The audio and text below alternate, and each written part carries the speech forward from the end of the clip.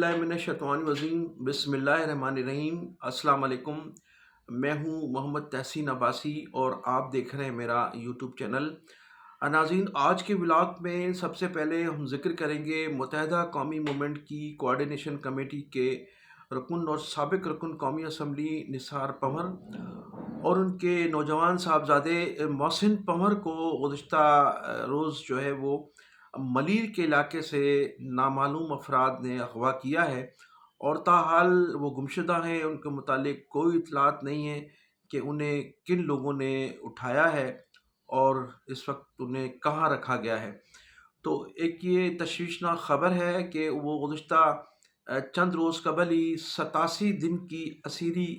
گزار کر واپس آئے تھے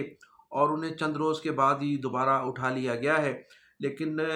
اس مرتبہ ان کا کوئی پتہ نہیں کہ کن لوگوں نے ان کو اٹھایا ہے، جبکہ ان کی جو کار تھی وہ روڈ سے ملی ہے اور کچھ لوگ اس کا جب وہاں ان کے چھوٹے صاحبزادے پہنچے ہیں تو ان کی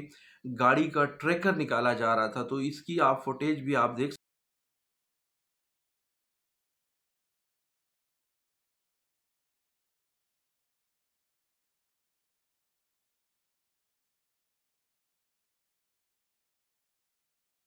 سکتے ہیں۔ تو اس وقت نثار پنور اور ان کے صاحبزادے کو اٹھا لیا گیا ہے اور گمشدہ کر دیا گیا ہے۔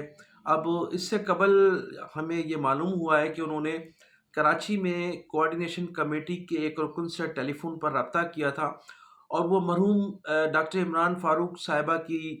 جو اہلیہ ہیں، جن کا گزشتہ چند روز قبل لندن کے ایک ہاسپٹل میں طویل علالت کے بعد انتقال ہو گیا تھا، تو ان کی تعزیت کے سلسلے میں ان کے گھر تشریف لا رہے تھے کہ راستے میں ان کو اٹھا لیا گیا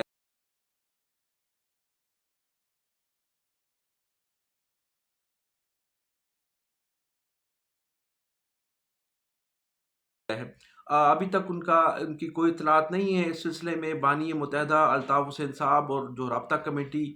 کے ممبران ہیں، رابطہ کمیٹی کے کنوینر ہیں، جو رابطہ کمیٹی کے ڈپٹی کنوینر ہیں، تمام لوگوں نے اس کی شدید الفاظ میں مذمت کی ہے اور chief of the army staff اور فیلڈ مارشل جناب سید عاصم منیر صاحب سے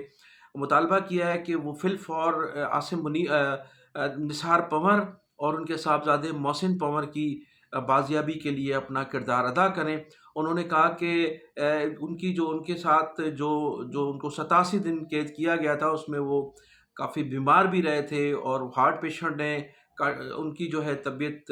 ناساز بھی تھی، لہٰذا انہیں فی الفور جو ہے بازیاب کرایا جائے۔ عاصم منیر صاحب اپنا اس سلسلے میں بھرپور کردار ادا کریں۔ تو اب ناظرین، ذکر کروں گا میں شمائلہ، جو ڈاکٹر عمران فاروق صاحب کی اہلیہ تھی۔ گزشتہ چند روز قبل ان کا لندن میں طویل علالت کے بعد انتقال ہو گیا تھا، تو ان کی تدفین کے حوالے سے جو مختلف قیاس آرائیاں کی جا رہی تھیں، اب فیصلہ کیا گیا ہے بانی متحدہ الطاف حسین کی جانب سے بھی اور رابطہ کمیٹی کی جانب سے بھی اور ان کی جو فیملی ہے ان کی جانب سے بھی مشترکہ طور پر یہ کہا گیا ہے کہ شمائلہ کی جو مرحومہ کی تدفین ہے وہ سوسائٹی کے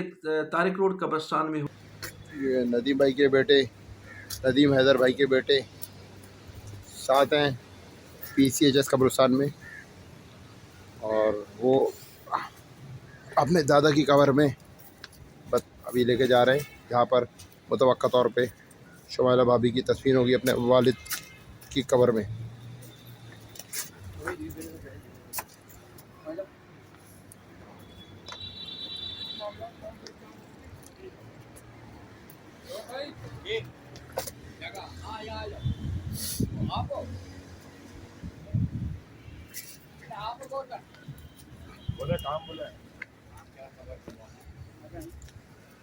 ہوگی جو ان کی وصیت ہے اور جو انہوں نے اپنی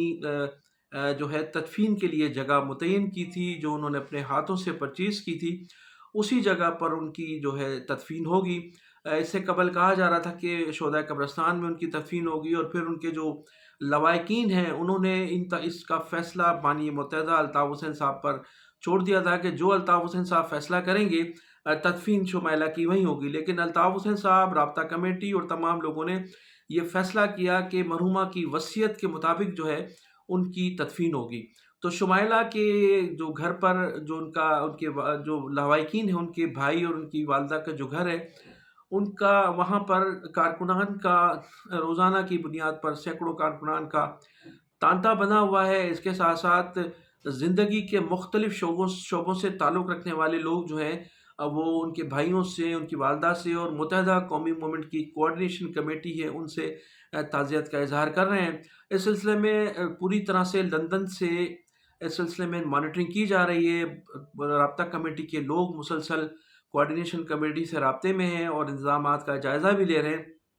تو سارا دن جو ہے وہ سینکڑوں کی تعداد میں لوگوں کا وہاں آنا جانا لگا ہوا ہے۔ جو ہی ڈیڈ باڈی ان کی پاکستان لائی جائے گی تو ان کی تدفین جو ہے وہ سوسائٹی کے قبرستان میں کی جائے گی۔ الطاف حسین صاحب اور تمام جو رابطہ کمیٹی کے ممبران ہیں وہ مسلسل رابطے میں، اور یہ فیصلہ اب تقریباً ہو چکا ہے کہ ان کی تدفین جو ہے سوسائٹی قبرستان میں کی جائے گی۔ تو ناظرین، میں انہی الفاظ کے ساتھ اجازت چاہوں گا۔ آپ میرے چینل کو سبسکرائب بھی کیجیے گا، کمنٹ سیکشن میں اپنی قیمتی رائے کا ضرور کیجیے گا۔ پاکستان زندہ باد، پاکستان پائندہ باد۔